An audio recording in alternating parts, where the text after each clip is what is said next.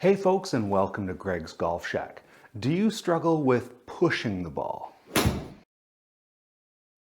Or maybe your common miss is to pull your golf shots. But what you'd really like to do is hit it right down the middle. Now there's a lot of different reasons in all of our unique swings why the ball might be going left or right on us, but I want to introduce a feeling that can help us better control that and get that ball going down our target line a little bit smoother.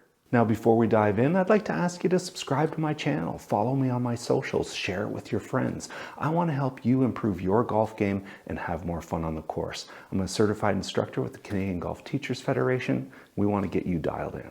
So before we get into that swing feeling I'm talking about, I want to cover a couple of the basics that could be causing our golf shots to go left or right. And that comes down to our club face direction at impact. The ball flight will start basically 90 degrees off of where the club face is pointing.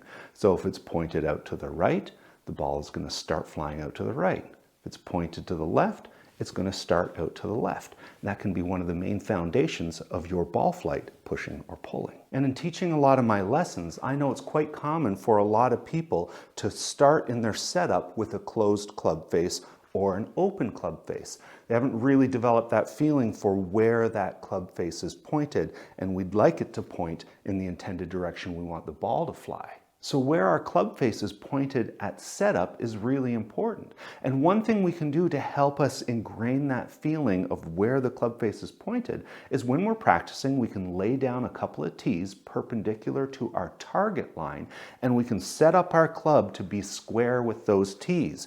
And that will help us start developing the feeling of knowing where our club face is pointed at setup. And the other common thing that can cause it is our grip. A lot of people who slice the ball or hook the ball will adjust their grip. They'll either go with a really strong grip or a really weak grip to try to rotate that face.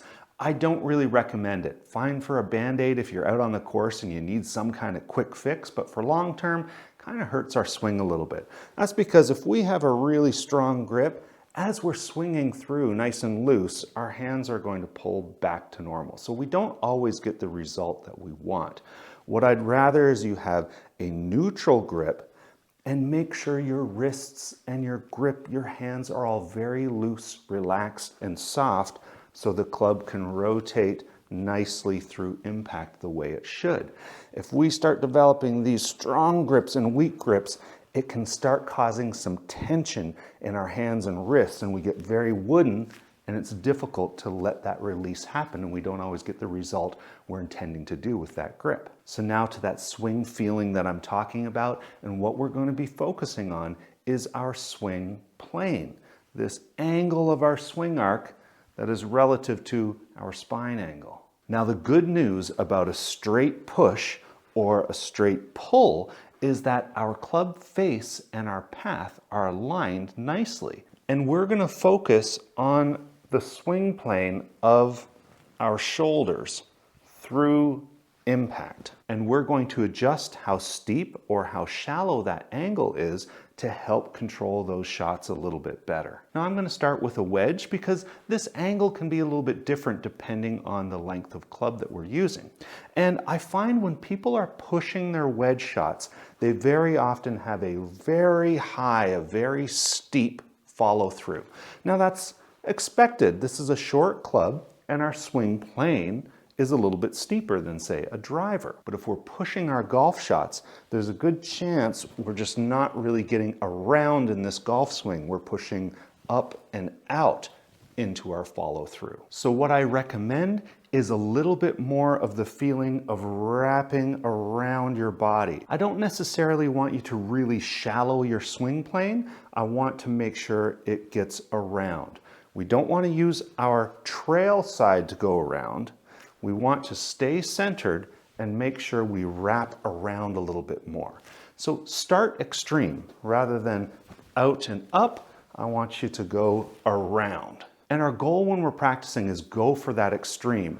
Really wrap around and see if you can extremely pull that golf shot.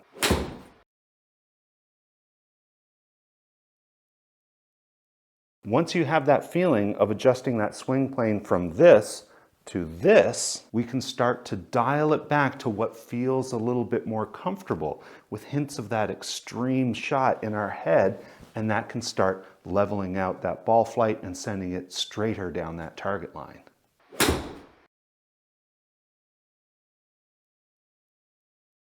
And if you struggle with pulling the golf ball all the time, we're going to do the exact opposite. We're going to try to steepen that swing plane a little bit and feel like we're swinging out and up. We're going to try to get a higher follow through, and that might get that club moving a little bit down the target line and straighten it out. So again, start with the extreme. Really try to swing high up and out and try to push that ball.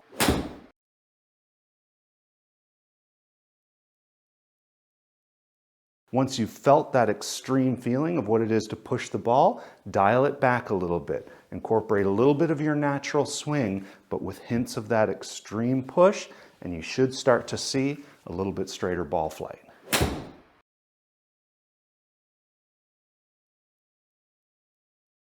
Now, if we're using a longer club, for example, this is a 4 hybrid, everything is that same. That feeling is the same. We're just starting with a little bit shallower of a swing plane because it's a longer club. Our posture is relatively similar, but we're swinging a little bit more around with the longer clubs. But it's the exact same philosophy. If you are pushing that golf ball with your longer clubs and getting a little bit too inside with an open face, then we're going to try to pull that golf shot. We're going to try to rotate around a little bit more, really spin all the way around. And remember, we want to stay centered, almost feeling it like it's our lead arm that is spinning all the way around. We don't want to let the trail side come over like this.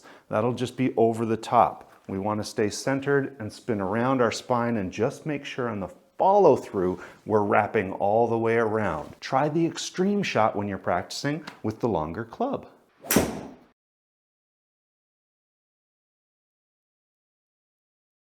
Once you've got that feeling of that extreme pull, dial it back a little bit. Let some of your natural swing come in with hints of that pull and see if you can straighten out that golf shot.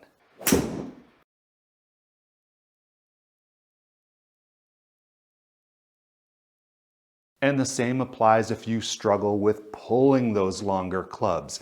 I want you to try that extreme feeling of swinging a little bit steeper. Let that swing plane get a little bit higher, a little bit more out, away from the target line. See if you can hit that extreme push.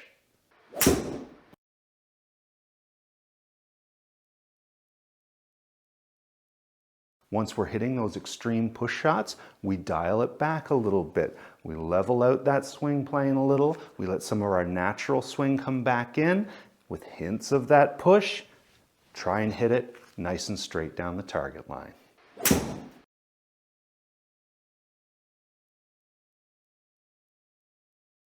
So to wrap it up, if you struggle with pushing the ball, I want you to feel like your swing plane is wrapping more around your body.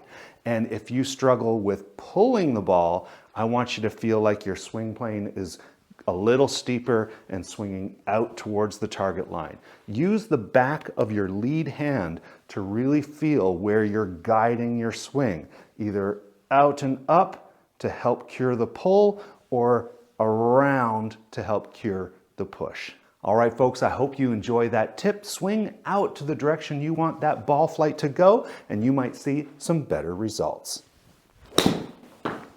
We'll see you next time on Greg's Golf Shack.